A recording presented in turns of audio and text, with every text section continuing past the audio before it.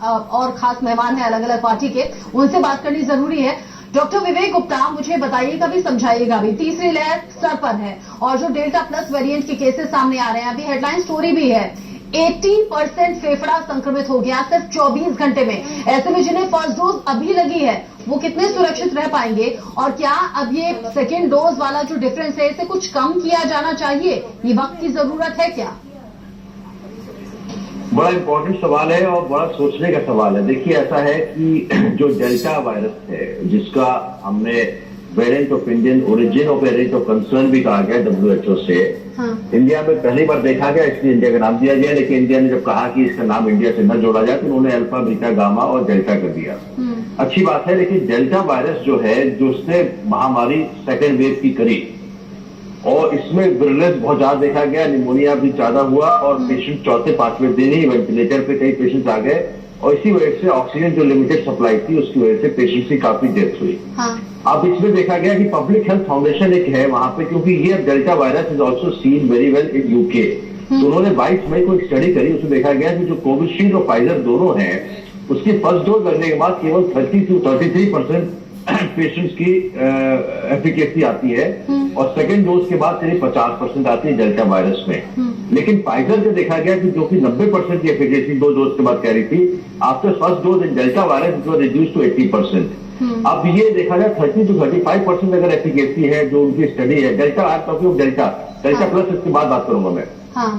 तो डेल्टा की एफिकेसी अगर इतनी कम है, that is why I think हमारे कई पेशेंट्स को अगर देखा गया उस समय भी जो वैक्सीनेटेड थे इंडिया में, उनको कई बार देखा गया कि वैक्सीन लगी हुई थी, उसके बावजूद भी हो गया। हमारे तो एस्ट्राजेनेका की कोविशील्ड काफी लगाई गई, फाइजर हम लोग बात ही नहीं कर सकते और कोवैक्सीन का इतना डेटा नहीं था, क्योंकि कोविशील्ड वैक्सीन यूके में काफी इस्तेमाल हुई है और ऑक्सफोर्ड यूनिवर्सिटी में ही बनाई गई है, तो उन्होंने इसका डेटा निकाला। तो ये मई का डेटा है जो अभी सामने आज जाकर आया है, and that is why lot of patients who were vaccinated first dose they suffered from this delta virus second wave.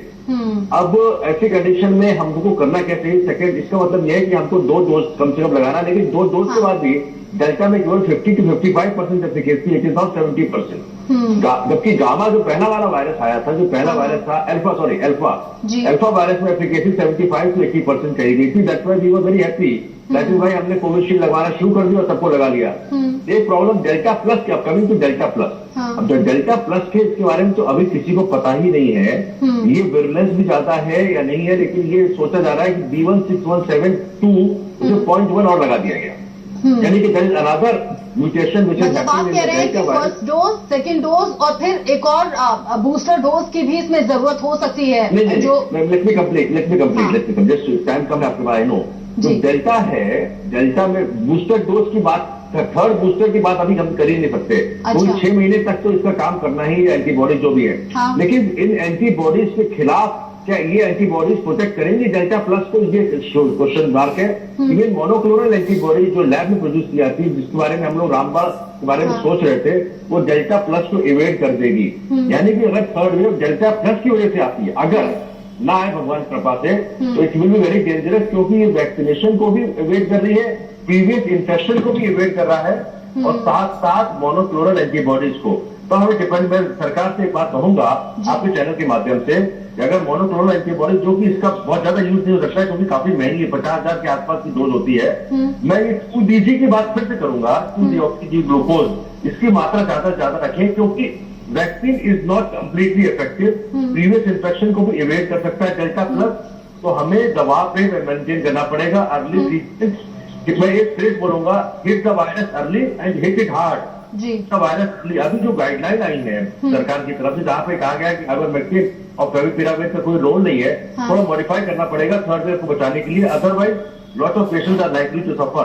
पहली बात तो वैक्सीनेशन की थर्ड डोज, आपने बहुत इंपॉर्टेंट बात पूछी है, क्या थर्ड बूस्टर भी लगाना पड़ेगा?